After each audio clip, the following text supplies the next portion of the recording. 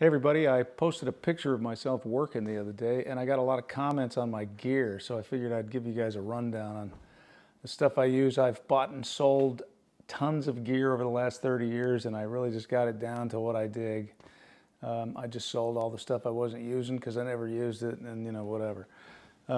Starting with my bass, Spectre NS2 USA, signed by Stuart Spector, and I got two of these and I'll never part with them. They're incredible. I got two racks of gear. I do all my stuff on these two racks. Down here is a Furman power conditioner. It's balanced power, and it's very important to have balanced power. So all the power of everything goes into the Furman.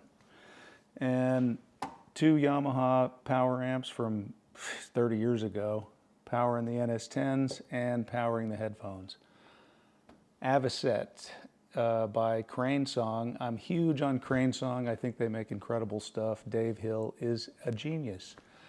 This is an Avocet. There's the box. Volume, mute, speaker switching, tons of other stuff. And they have great converters and they're amazing.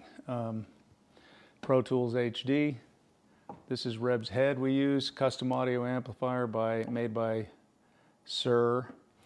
Reb uses these on his gigs and Whitesnake and Winger and all that stuff. Down here I got Dolby 362 noise reduction units. And what I use those for is I do like stacks of background vocals and I'll run them through those things, and they give it this really cool, weird, vintage sounding compression, very unusual.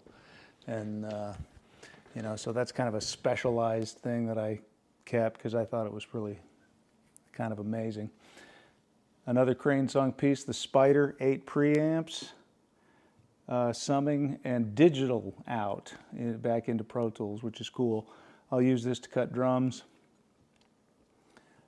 or I'll use it for mix summing. So Mike Shipley gave me a tip. I got this Fulcrum RMS 216. It's a passive summing, and I'll come out of Pro Tools with 16 out, and then I'll go 2 in down here, and I'll side chain with this old Uri 1178 compressor. And so I'll slam the compression and I'll mix the two together, some here, back into Pro Tools digitally. And maybe sometimes I'll go into these preamps or another set of preamps if I want a different sound. And speaking of these preamps, these are Telefunken V72s. They're tube preamps. The case was made by Midget Electronics. And these custom DIs with these incredible transformers in them. I use this for my bass. I plug my bass in that DI and I go into this Neve 1272 preamp and into this Uri 1176. Both these Uris are old, 40 years old, the original stuff. And this piece is mandatory, in my opinion, for good vocals. So I also use this in my vocal chain. So I've got this Neumann U87AI. I actually have two of these, and it's a funny story. I loved this one so much that I called the guy that I bought it from and told him I wanted another one. He sent me another one, and it was consecutive serial number. So I've got consecutive serial numbers. These are, 35, 40 years old. And so I go in there, into the Neve, into the Uri 1176, fix whatever compression I want, maybe all buttons in, and that's basically how I do my lead vocals, especially. Some of the backgrounds can be different. Still using an old Mac Tower from 2012. And over here, a new piece of gear that I just bought is a Black Lion Bluey. It's their version of these Uri compressors.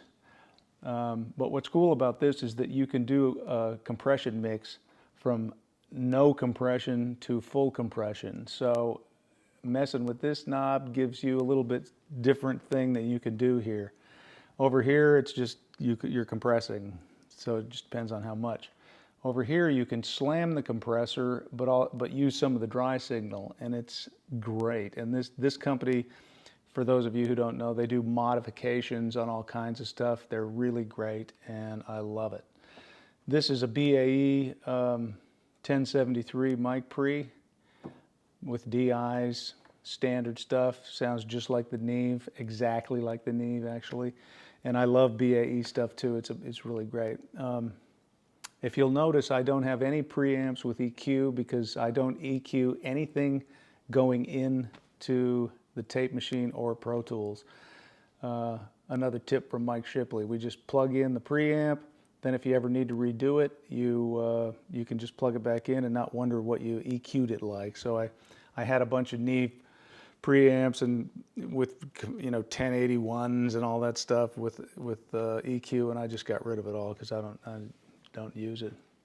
And what else do I got? I got these ATC speakers that I got on eBay for $2,500 10 years ago, and I'll never get rid of them. They're amazing.